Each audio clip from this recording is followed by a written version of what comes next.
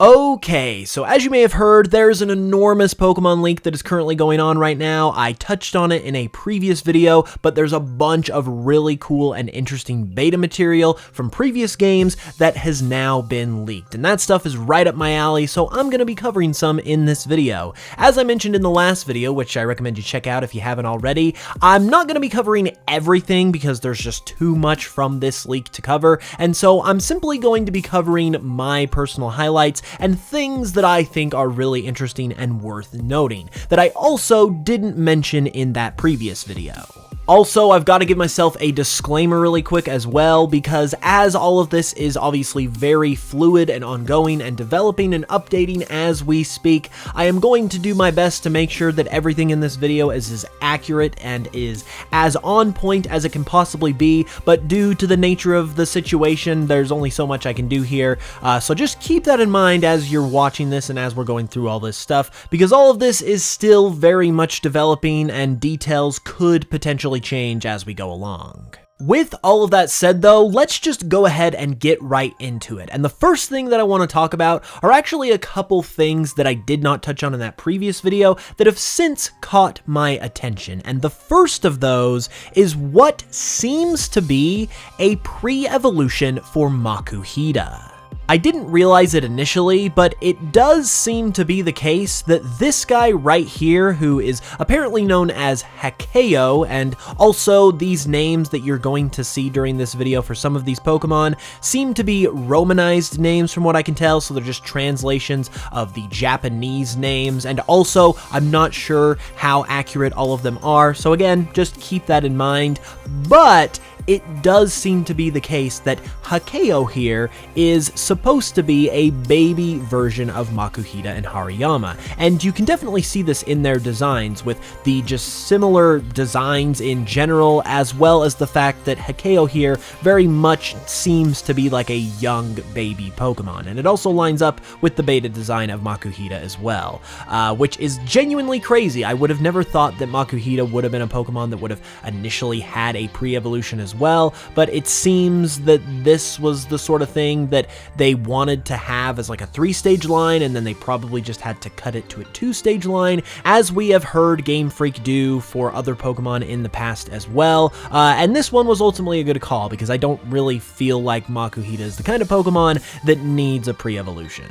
Another really interesting thing that I didn't touch on in that first video as well is that it seems to be the case that Flygon originally had a different first stage evolution instead of Trapinch, because as you can see right here, Flygon has a beta design of its own from this leak, and then from there, we've also got beta designs that match up with the Flygon beta design for Vibrava, as well as another Pokemon that also matches these beta designs for these Pokemon, but clearly isn't Trapinch, and we know it's not Trapinch because an early beta design for Trapinch, which is pretty much identical to its final design, also appears in this leak as well. So this seems to be an alternate first stage evolution for the Flygon family that basically is just a smaller version of Vibrava and Flygon, and at face value, I really like this design, and I think I probably prefer it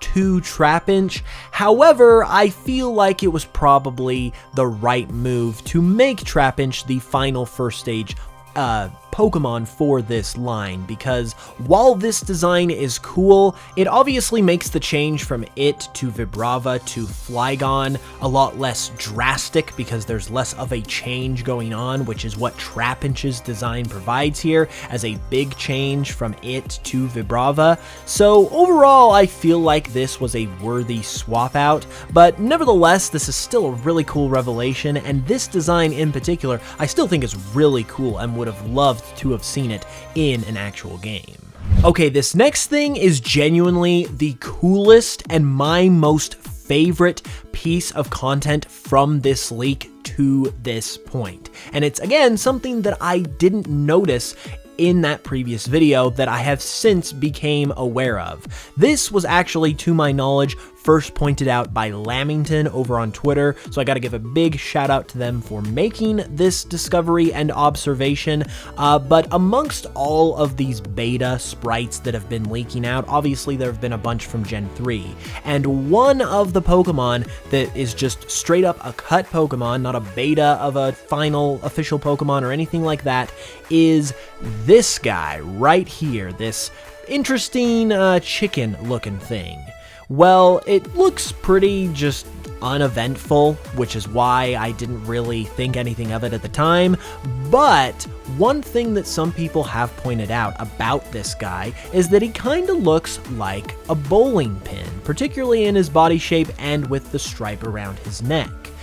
Well, the other interesting thing about this is that Spheal was also a part of this beta leak, and the beta sprite of Spheal that was revealed to us, again, looks mostly the same with Spheal's adorable round physique, but there is a key difference, and that is the pattern of spots on its back, which in this beta sprite are positioned in a somewhat of a triangular pattern, which when you put it together with Spheal's round shape and the bowling pin shape of this chicken or penguin looking Pokemon as it actually appears to be, it seems that these two Pokemon were actually meant to be paired together as a bowling ball and a bowling pin. And as Lamington mentioned in their post, this seems to be the case due to the fact that seals hunt penguins in real life, which, when you put that all together as a concept for a pair of Pokemon, that is honestly the most ingenious and amazing thing that I have ever heard of. I personally have loved Spheal forever because I love round Pokemon, as you may know if you watch my videos, but to add that extra layer and basically say the reason why Spheal is round is because it's a bowling ball and it has sort of a connection to this Pokemon that is also, it's a penguin, but it's also a bowling pin. Like, that is the most genius and creative thing I have ever heard of, and I'm honestly just absolutely heartbroken that it was cut. This is my favorite kind of Pokemon design, when you got multiple layers to it, and the layers don't seem like they relate or connect together at all, but then they make them come together and actually connect in the most creative and just beautiful and seamless way possible. Like, this is just pure art. I love it. And speaking of round boys, I also wanted to mention really quickly that the plush of my fan favorite Fakemon Narwade is currently on pre-order, but the pre-orders are going to be ending tomorrow, October 16th. And the really cool thing about pre-ordering one of these is not only does it immensely support the channel and all that stuff, but you also get a pack of cards for free with it. And the cards come from my upcoming Histrobi Chronicles TCG, which is basically a TCG of my own creation that's going to feature a bunch of my Fakemon that you've seen in my videos, which is going to be amazing. And it also ties into the upcoming monster catching game, also called Histrobi Chronicles, that I'm working on. So it's just a really cool couple of products. Honestly, these are amazing. The plush is incredible and super soft and fluffy and all that stuff too. And like I said, every pre-order immensely supports the channel. You can pre-order one if you would like with the link in the description, and it's super duper appreciated. Thank you to everyone who has pre-ordered one so far. It means the world. And again, the pre-orders are ending tomorrow, October 16th. So this is the last time that you're going to be able to pre-order one of these guys and get that pack of cards with it for free. So hop on that while you can, and thanks so much for watching this video. This next one is really interesting because it's actually beta Grovyle, but also at the same time, it's not beta Grovyle, because this Pokemon right here, who you can clearly see looks a lot like Grovyle,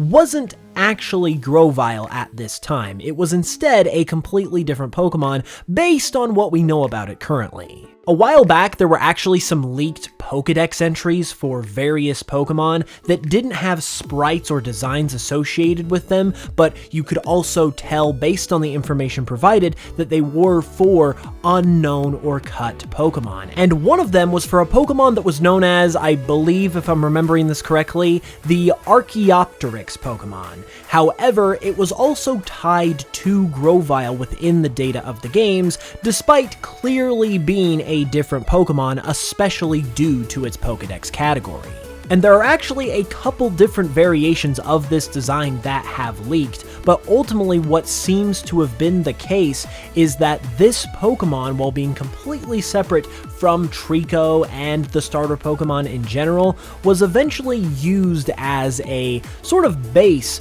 for Trico's middle evolution, which eventually became Grovyle. And one way that you can see this happening is that with this original beta design, the quote-unquote leaves that it has on its wrists and on its head and on its tail actually seem to be feathers in this beta design, so they were actually converted over to leaves when it was decided that this Pokemon was going to become a grass type and the evolution for Trico. So overall, this is a super interesting origin story for a Pokemon that originated from a completely different unrelated Pokemon. There is also a really interesting design of a beta Blaziken that is leaked as well, and while the famous Blaziken Latios fusion also came as a part of this leak in sprite form, which we've never seen before, I am actually talking about a completely separate Blaziken beta design, where it's separate from Latios at this point, but is still obviously not in its final form. And it seems to be an evolution for Torchic that is based on Torchic's beta design from when it had the floppy ears, because as you can see, Blaziken in this design also has a similar sort of thing going on with it as well, so the two seem to match up with each other. And overall, it looks pretty cool. It's obviously not final, and I am glad with the Blaziken that we got at the end of the day, but it's always super fascinating to see cut and beta designs of starter Pokemon. I also wanted to touch on beta Spoink and Grumpig really quick because I also didn't get a chance to talk about them in the last video, and I decided I wanted to because beta Grumpig is really kind of weird and creepy looking. Spoink looks like what you would expect for a beta Spoink, but Grumpig just looks kind of weird, so I wanted to bring that up. Now we're going to get into some Gen 5 stuff though, and this first one is really interesting. So right here we have got a line of cut snail Pokemon that were planned for Black and White, and normally these would be your average run-of-the-mill Pokemon. Their designs look solid, but otherwise you wouldn't think anything of them. However, these are actually the missing piece to a story of cut Pokemon that we've known about from years past. We've known, thanks to an interview with Ken Sugimori, that Shelmet and Karrablast had a bit of an interesting development with one another, because they originally had Karrablast as a completely separate Pokemon, and then they also had a snail Pokemon that was completely separate from Karrablast. But then when they came up with the idea of Karrablast sort of having a relationship with a snail Pokemon, and then created the concept of the Karrablast and Shelmet relationship, they decided to create Shelmet as a completely new Pokemon for this concept, apart from the snail Pokemon that they originally had. And that was a key part of that interview with Sugimori, because it revealed that there was a missing snail Pokemon that was evidently cut that we hadn't got the chance to see before, that was a key part of that whole Shelmet Karrablast equation. And this seems to be that missing snail Pokemon that Sugimori was talking about, which is genuinely just absolutely fascinating. And it's honestly kind of crazy because these designs genuinely look really good. While I don't have necessarily anything bad to say about Shelmet or Karrablast or their evolutions, I've never been the hugest fans of them either. They've always kind of just been whatever kind of Pokemon to me, so I almost feel like with a little bit of touch-up and the polish of a final Pokemon design that I potentially would have liked these guys better, because as beta Pokemon go, they look pretty sweet. This next one is also pretty crazy as well, because it's actually beta Kyurem, and this thing is looking pretty wild. I actually think the design itself is pretty dang awesome, and again, with a bit of that final design level of polish, I think this could have been an insane and amazing design. I love Kyurem the way it is and don't have any problems with it whatsoever, but this would have been an amazing design to have for sure. And it would also be really cool to see if one day we eventually get the original Unovan Dragon, if it ends up looking anything like this, because this would definitely be a sort of design that I feel like could be worthy of a Pokemon like that, and it would also be a really cool way to harken back to obviously the previous designs, which we know Game Freak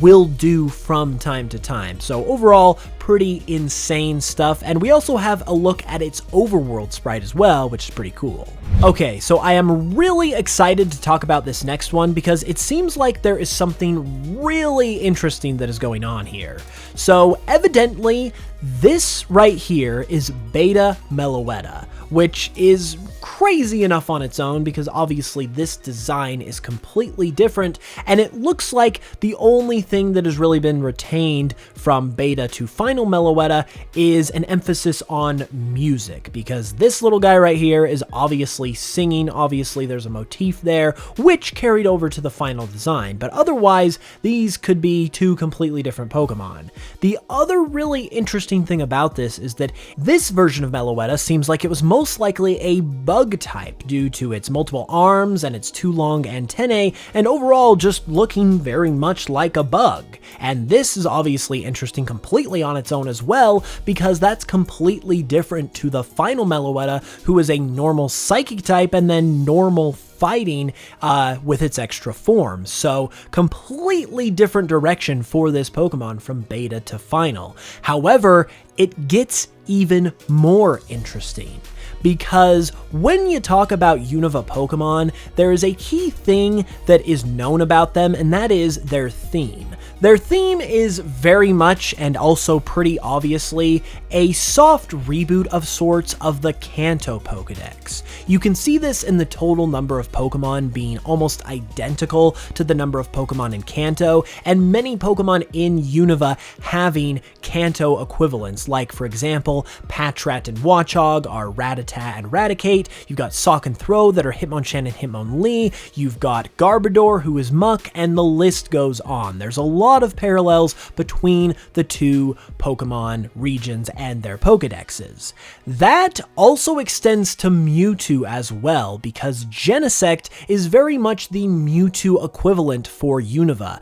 given the fact that it is the subject of the evil team and it is a target of theirs, in this case being Team Plasma, and they also perform experiments and upgrade its body to make it more powerful. So you have the same general concept for a Pokemon going on with both Genesect and Mewtwo. They obviously just went in different directions in terms of how they executed it. But Genesect is very clearly an equivalent to Mewtwo in going along with that theme. And so it seems like that Meloetta was originally going to be like Mew, and in a way it kind of already is as that floatsy cutesy mythical Pokemon, but it seems like it was going to even more closely follow in the footsteps of Mew, specifically with its relation to Mewtwo, because as we know with Mew, it is like this floatsy, cutesy, like bite-sized version of Mewtwo, and they both are psychic types,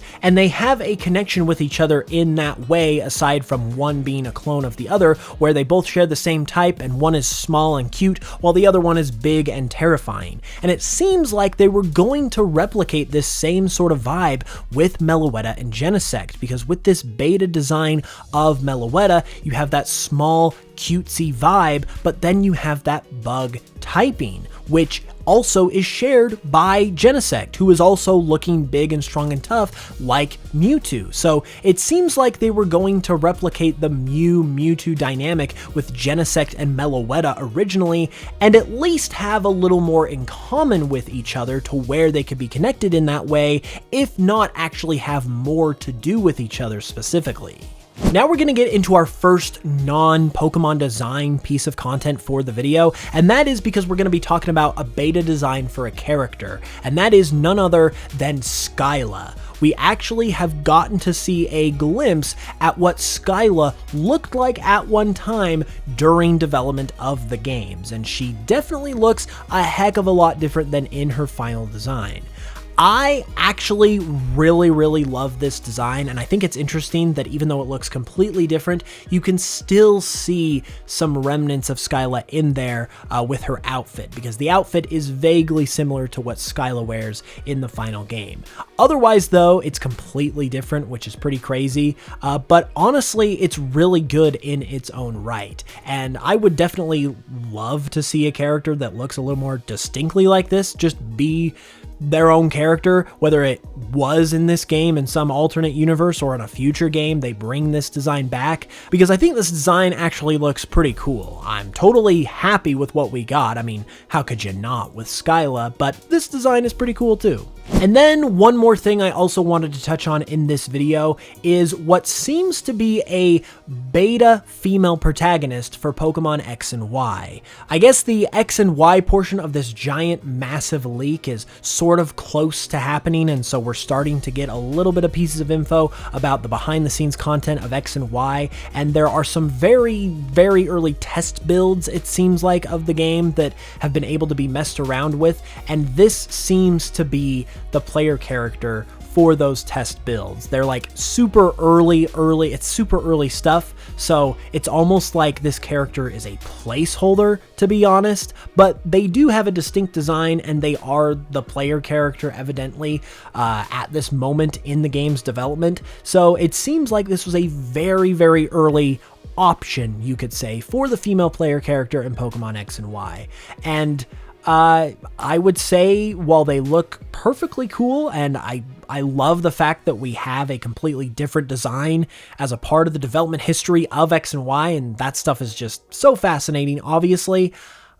With that said, I'm very glad we got Serena, because this design feels a little more generic, I guess you could say, in comparison to Serena, who is arguably the best female player character out of any of them, in my personal opinion anyway. Like, she's clearly one of the best, especially because of the anime. So it's great that we got Serena, but it's really cool that this exists too. And that is all the stuff that I'm going to cover in this video for the leaks. Like I said, I'm not going to cover everything. I'm just covering the stuff that I think is particularly cool. If you did enjoy though, be sure to leave a like and subscribe and comment your thoughts and stuff. Really helps out. And if more stuff comes along, I will be sure to cover it as well. So again, subscribe and stay tuned for more. With that said though, thank you guys so much for watching this video. I will be back with another one very soon, whether it's leaks or other content or whatever else. Got a lot of cool stuff on the way. And with that being said, thanks again for watching, and I will smell you guys later.